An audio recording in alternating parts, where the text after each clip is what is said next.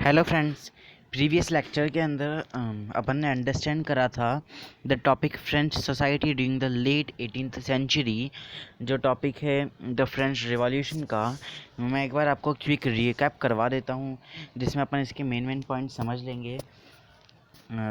अपन ने पहले पढ़ा था कि इन 1774 के अंदर जो लुइस 16 है बॉर्बन फैमिली का, वो किंग बन गया था।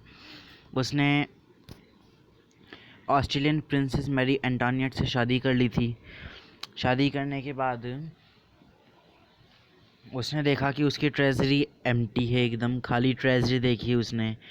और ट्रेजरी खाली देखने के बाद भी उसने क्या करा, जो ट्रेजरी खाली क्यों थी, क्योंकि उसने 13 अमेरिकन कॉलोनीज़ को हेल्प करी थी इंडिपेंडेंस पाने में एक कॉमन एनिमी से जो था ब्रिटेन। उसे 2 मिलियन लिवरर्स का लॉस हो गया। लिवरर क्या है? लिवरर एक वहाँ की करेंसी है। अब इतने बड़े पैलेस को मेंटेन करने के लिए, आर्मी को मेंटेन करने के लिए, वहाँ की उसके गवर्नमेंट ऑफिसेस को मेंटेन करने के लिए उसे पैसे चाहिए थे, बट उसके तो पूरा खाली हो गया था। इसलिए जो लेंडर्स हैं उन्होंने भी अपने लोन पर 10% बढ़ाना शुरू कर दिया। इन सबको मेंटेन करने के लिए उसके ऊपर भी दबाव डाला गया कि वो है ना टैक्सेस इंक्रीज़ करे, इसलिए फिर उसने टैक्सेस इंक्रीज़ कर दिए। जो 18th सेंचुरी थी, 18th सेंचुरी के अंदर जो फ्रेंच सोसाइटी थी वो 3 स्टेट्स के अंदर डिवाइडेड थी, जिसमें से सिर्फ 3 स्टेट टैक्स देता था। मैंने आपको ओल्ड डिज़ाइन का मतलब बताया था। ओल्ड डिज़ाइन का मीनिंग क्या था? ये वर्ड यूज़ किया जाता है किसे डिस्क्राइब करने के लिए? सोसाइटी या इंस्टीट्यूशन को डिस्क्राइब करने के लिए ऑफ फ्रांस बिफोर द 1789, है ना। फिर अपन ने 3 तरह के अपन ने इसके स्टेट्स देखे थे कि 3 स्टेट्स होते हैं, 3 में डिवाइडेड रहता है ये। फर्स्ट स्टेट था क्लर्जी, नोबिलिटी था सेकंड, और बाकी ये थर्ड में ये तीनों आ रहे थे, जिसमें businessman, merchant, court official, lawyer, peasants, artisans, small peasant, landless labours. ये चर्च वाले होते थे, ये रिलेटिव्स होते थे। इन्हें टैक्स पे नहीं करना पड़ता था, सिर्फ यही टैक्स पे करते थे। और तो लैंडर सर्विसेज भी करते थे। लैंडर सर्विसेज भी यही करेंगे और टैक्सेस भी यही पे करेंगे। ये दोनों कुछ भी नहीं देंगे। इनके पास बर्थ प्रिविलेजेस थी, है ना। अब अपन नेक्स्ट टॉपिक पे चलते हैं। अब इस लेक्चर में अपन जो टॉपिक पढ़ने जा रहे हैं वो है द स्ट्रगल टू सर्वाइव, है ना। ये जल्दी ही ख़त्म हो जाएगा क्योंकि वैसे ही बहुत ही टाइनी टॉपिक है। The struggle to survive. The population of France rose from the about 23 million in 1715 to 28 million 1789, है ना। The population of the France कितनी बढ़ गई? 23 मिलियन इन 1715 टू 28 मिलियन 1789, है ना। 1789 में जो पॉपुलेशन पहुंच गई थी 28 मिलियन पे। मैं एक और बार आपको बता देता हूँ, वापस से रिपीट कर देता हूँ कि 23 मिलियन पॉपुलेशन थी 1715 के अंदर और 28 मिलियन थी 1789 के अंदर। सिर्फ इतने से टाइम में 5 मिलियन पॉपुलेशन बढ़ चुकी थी, है ना। अब जब इतनी सारी पॉपुलेशन बढ़ेगी तो फिर यहाँ पे आके लिखा हुआ है this led to the rapid increase in the demand for food grain. अचानक से रैपिड इंक्रीज़ हुआ फूड ग्रेन की डिमांड में। अपन जो रेगुलर फूड ग्रेन खाते हैं जैसे कि वीट है, राइस है, इन सब की डिमांड में क्या रैपिडली इंक्रीज़ हुआ। The production of gram could sorry for the mistake. production of grain could not be keep pace with the demand. अब जो प्रोडक्शन था ग्रेन्स का, जो रेगुलर मैं आपको ग्रेन बताया अभी, ग्रेन्स का जो प्रोडक्शन था वो किसके साथ पेस नहीं रख पा रहा था, किसके साथ कदम से कदम नहीं चल पा रहा था, डिमांड के साथ। अब डिमांड काफ़ी ज़्यादा हो रही थी जबकि प्रोडक्शन तो इतना हो ही नहीं पा रहा था। आपकी डिमांड है 1000, प्रोडक्शन हो रहा है 500, तो कितना डिफरेंस आ रहा है, काफ़ी ज़्यादा डिफरेंस आ रहा है। यही हो रहा था।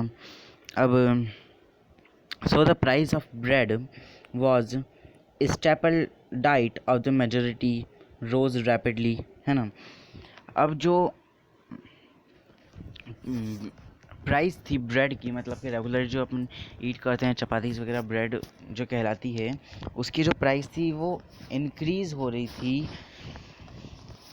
जबकि वो क्या था, जबकि वो सैपल डाइट थी मेजॉरिटी की, एक नंबर ऑफ पीपल की सैपल डाइट। सैपल डाइट मतलब कॉमन डाइट है जो अपन रेगुलरली कंज्यूम करते हैं। सैपल डाइट थी वो मेजॉरिटी पीपल की, जिसकी प्राइस क्या है, बढ़े जा रही थी, है ना। Most worker were employed in the workshops as labourer, है ना।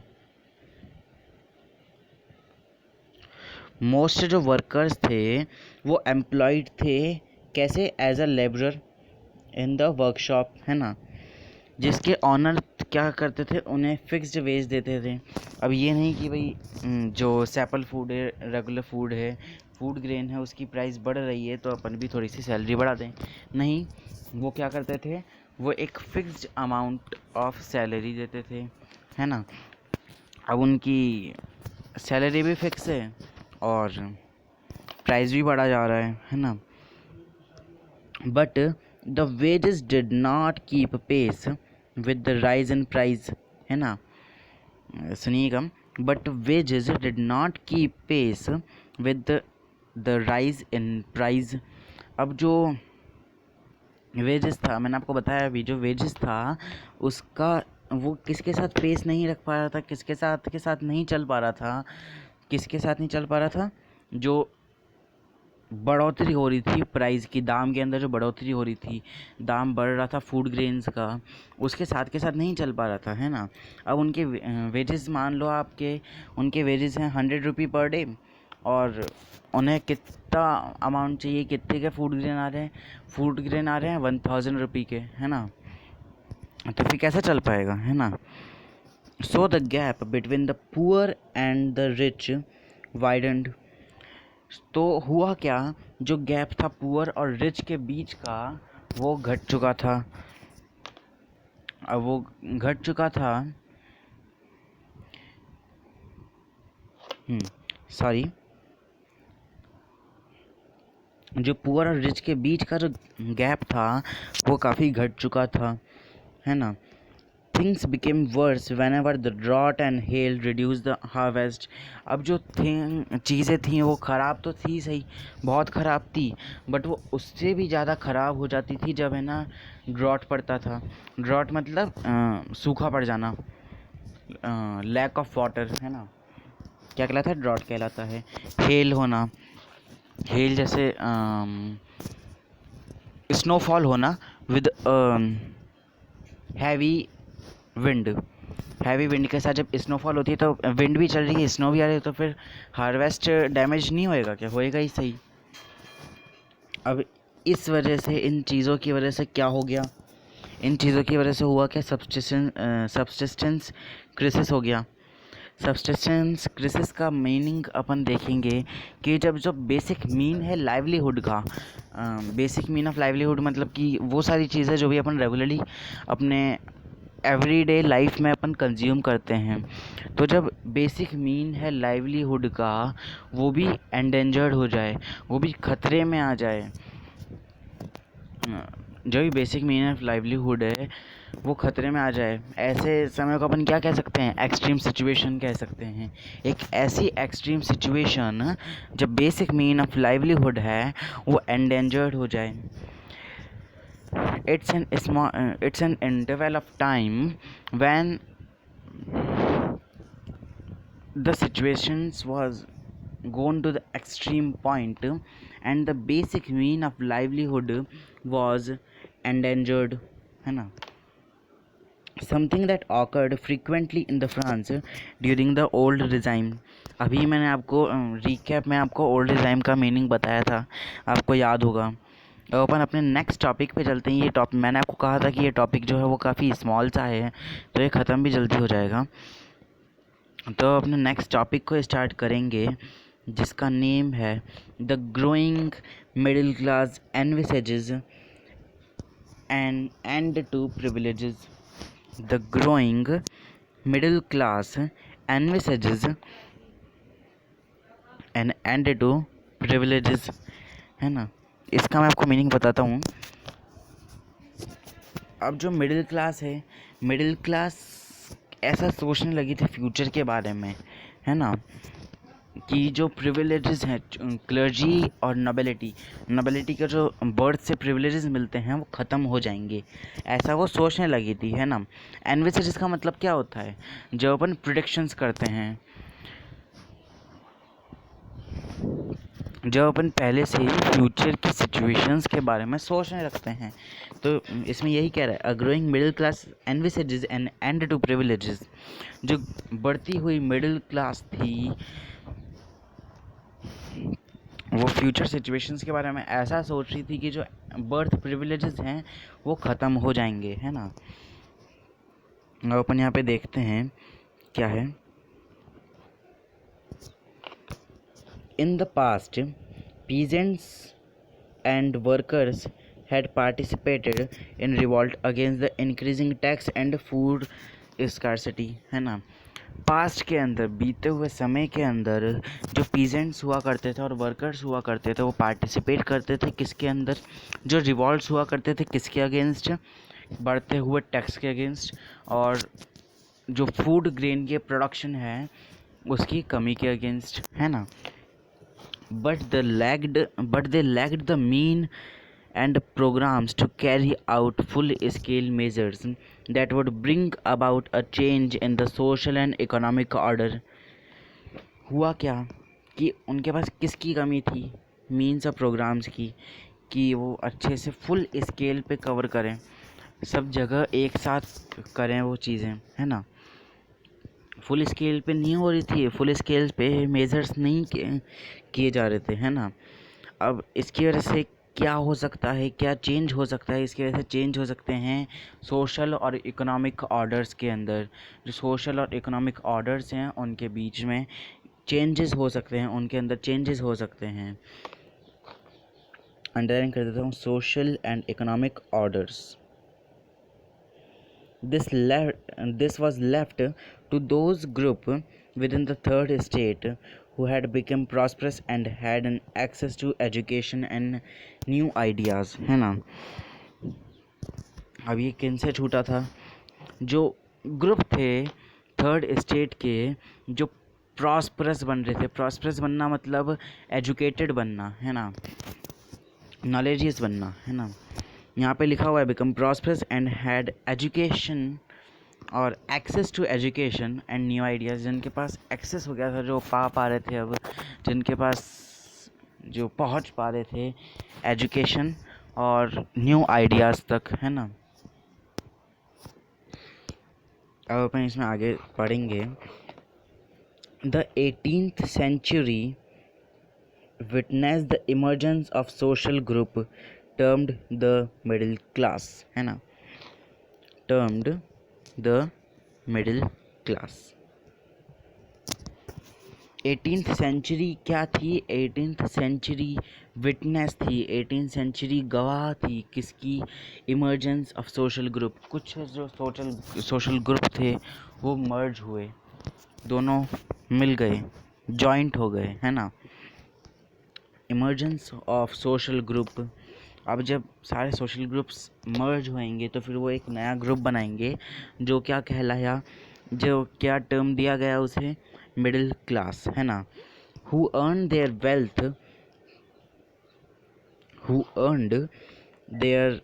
Wealth through an expanding overseas trade from the manufacture of the good as wooden, silk, textile that were either exported or brought by the richer member of society, है ना।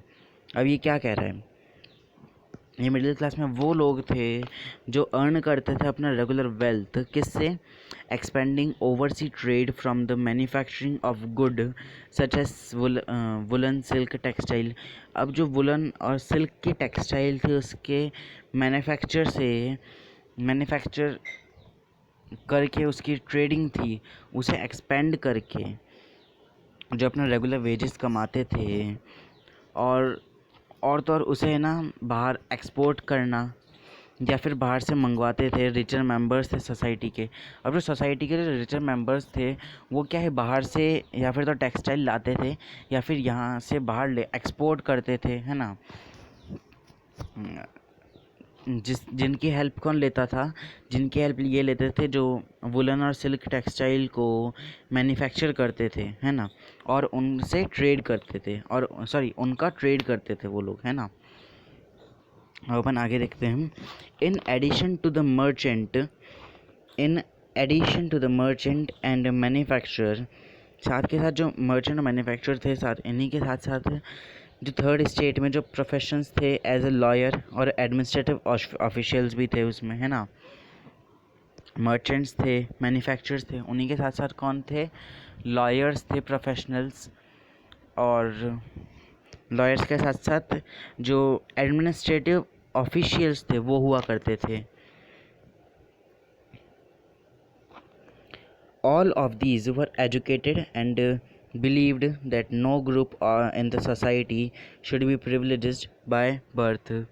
अब ये जो सारे लोग थे वो क्या है थे, वो एजुकेटेड थे, अंडरलाइन कर देता हूँ, वो एजुकेटेड थे और किस में बिलीव करते थे कि कोई भी ग्रुप सोसाइटी का ऐसा नहीं हो जिसे बर्थ से प्रिविलेजेस मिल रहे हों, कुछ जन्म से ही कुछ अधिकार मिल रहे हों, है ना। एक और बार वापस से मीनिंग बताता हूँ कि वो किस में बिलीव करते थे। वो एजुकेटेड थे और वो किस में बिलीव करते थे, इसमें कि जो सोसाइटी का कोई सा भी ग्रुप है उसे बर्थ से प्रिविलेजेस नहीं मिलने चाहिए। Rather a person social position must depend on the merit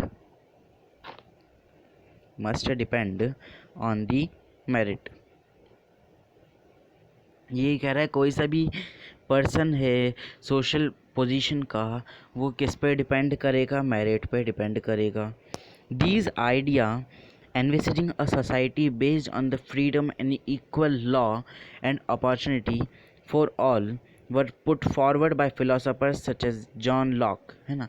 अब मैं इसके बाद अपन पहले एक बार इसका मीनिंग समझ लेते हैं।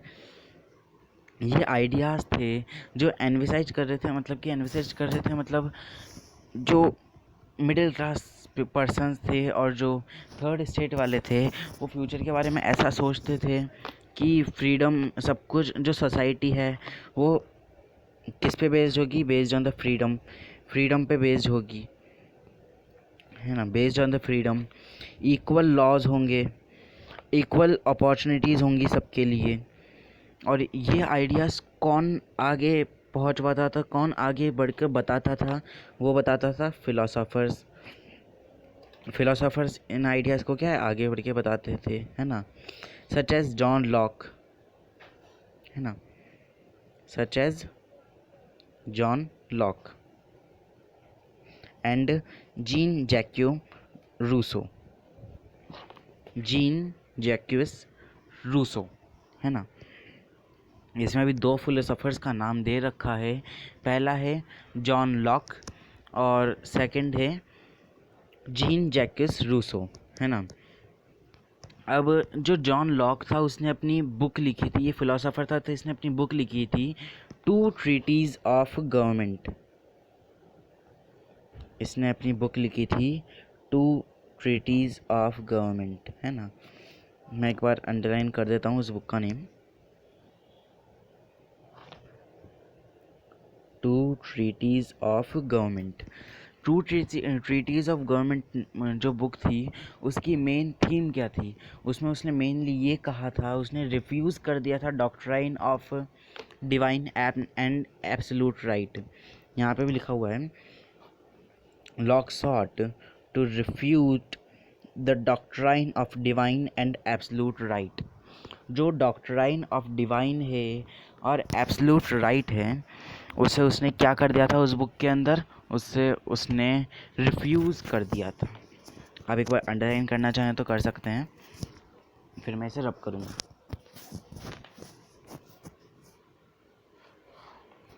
अब अपन इसमें आगे बढ़ते हैं। एब्सोल्यूट राइट ऑफ मोनार्क, जो मोनार्क का एब्सोल्यूट राइट थे उसे, और जो डॉक्ट्राइन ऑफ डिवाइन था उसे उसने रिफ्यूज़ कर दिया था। रूसो कैरीड आइडिया, है ना, जो रूसो था उसने क्या कैरी किया था, उसने आइडियाज़ बताए थे अलग अलग, है ना। Rousseau carried idea forward, proposing a form of government based on the social contract between people and their representative and the spirit of law. sorry spirit of law इसकी नहीं है। जो जैक्विस रूसो था, रूसो ने भी, रूसो ही philosopher था, इसने अपनी बुक लिखी थी द सोशल कॉन्ट्रैक्ट, है ना। यहाँ पे अंडरलाइन करता हूँ मैं एक और बार, सोशल कॉन्ट्रैक्ट, है ना, कि भाई सोशल कॉन्ट्रैक्ट होना चाहिए किसके बीच में, पीपल और उसके रिप्रेजेंटेटिव के बीच में, इक्वल वोटिंग होनी चाहिए और डेमोक्रेटिक गवर्नमेंट होनी चाहिए। तब डेमोक्रेटिक गवर्नमेंट नहीं होती होगी, है ना, ऑब्वियसली नहीं होती होगी क्योंकि मोनार्क चलता होगा। अभी इसमें पढ़ा अपने किंग था, है ना, तो कैसे होगी डेमोक्रेटिक गवर्नमेंट, है ना। तो इसने क्या मांगा था, इसने मांगा था इक्वल वोटिंग राइट्स और डेमोक्रेटिक गवर्नमेंट। किस बुक के अंदर, द सोशल कॉन्ट्रैक्ट के अंदर। अब आएगा in the spirit of law.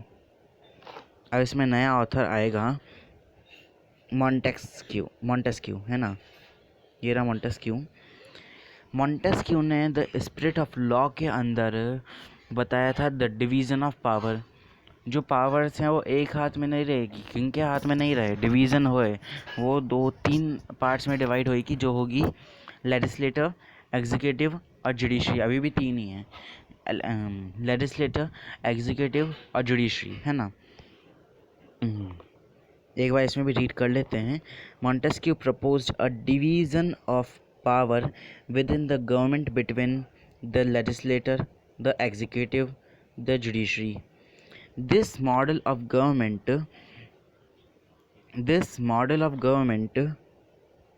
was put into force in USA।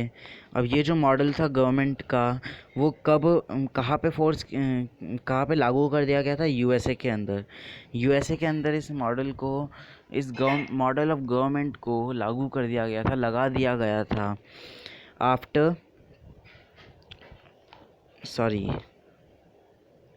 after 13 colonies declared their independence from Britain।